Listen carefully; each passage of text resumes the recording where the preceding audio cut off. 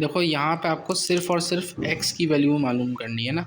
अब देखो यहाँ -24 x से मल्टीप्लाई हो रहा है ना, तो अगर इस -24 को हम यहाँ लेकर आ जाएंगे तो क्या होगा, डिवाइड हो जाएगा ये तो। सही है। तो अब हमें एक स्टेटमेंट लिखनी है, dividing -24 on both sides, -24x upon -24 -144 -24। अच्छा, यहाँ पे -24 एक दूसरे से कट जाएंगे, x बचेगा। अब यहाँ पे माइनस का साइन, माइनस माइनस क्या हो जाएगा, ये तो प्लस हो जाएगा। सही है। अब इसको आप 2 के टेबल से 144 2 के टेबल में कितने टाइम आता है, ये हमारे पास आता है 72 टाइम्स। 24 कब आता है, सही है, ये आ जाता है 12 टाइम। अब ये दोनों भी 2 के टेबल से होते हैं, तो अब 72 2 के टेबल में कब आता है, 36। 12 आता है 6। इसी तरह 36 अब 2 के टेबल में कब आता है, 18। 6 आता है 3 टाइम। अच्छा, अब ये दोनों देखो 3 के टेबल में भी एक साथ आते हैं, तो 3 के टेबल में 3 1 टाइम आता है, 18 आता है 6 टाइम।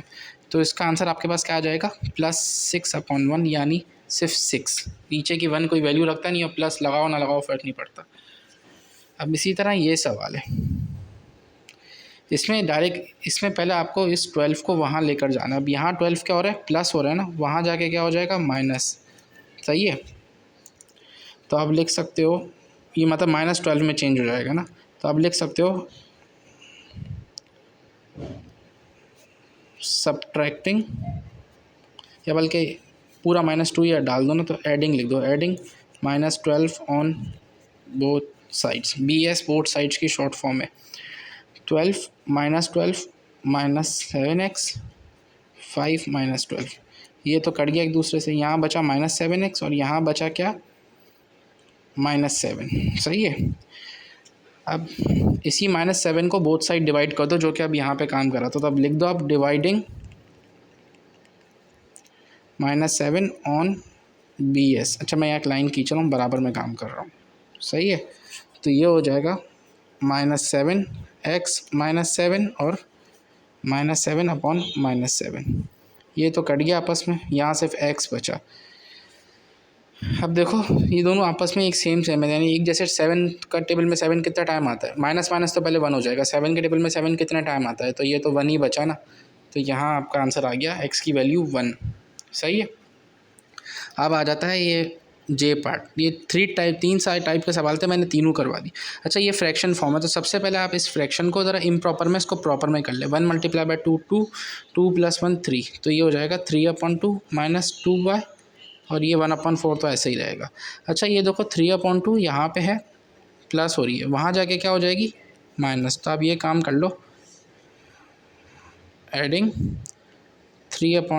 -3/2 on both sides.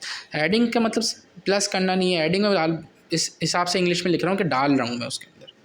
मैं ये एडिंग, एक वर्ड के बहुत सारी वोकेबलरी होती है ना, तो मैं एडिंग को उस लिहाज से इस्तेमाल कर रहा हूँ कि मैं -3/2 पूरा वहाँ पे डाल रहा हूँ। सही है। तो अभी ये देखो ये है ना, तो ये मैं यहाँ दूसरे पेज पे लिख रहा हूँ, +t/2, इसके बाद में -3/2 जो मैंने एक्स्ट्रा डाला है वो लिख देता हूँ, और -2y, इसी तरह 1/4, और यहाँ भी -3/2 डाल दिया। ये तो पूरा एक दूसरे से कट जाएगा, क्योंकि इसकी प्लस आएंगे, इसकी माइनस आएंगे, तो ये तो कट जाएगा। यहाँ बचेगा -2y = 2 के बाद। अब ये देखो, सबसे पहले तो हम LCM लेंगे 2 और 4 का, और देखेंगे कि क्या कॉमन फैक्टर्स क्या बनते हैं। तो 2 × 2 यानी 4। अब ये तो पहले से ही 4 है, इसको मैं 4 करने के लिए इसको ऊपर नीचे 2 से मल्टीप्लाई करवा दूँ। 1/4 -3 2 = 6, 2 2 = 4। अब ये दोनों सेम होगा, यानी हम एक दूसरे को अब जोड़ सकते हैं, यानी 1 - 6/4 -2y, 1 - 6 हो गया -5, और यहाँ 4 ऐसे ही रह गया। सही है। अब यहाँ पे देखो -2y क्या हो रहा है, मल्टीप्लाई, वहाँ जाके क्या हो जाएगा, डिवाइड, तो यानी करना पड़ेगा डिवाइडिंग -2 ऑन बोथ साइड्स, यानी -2y/-2 5/4।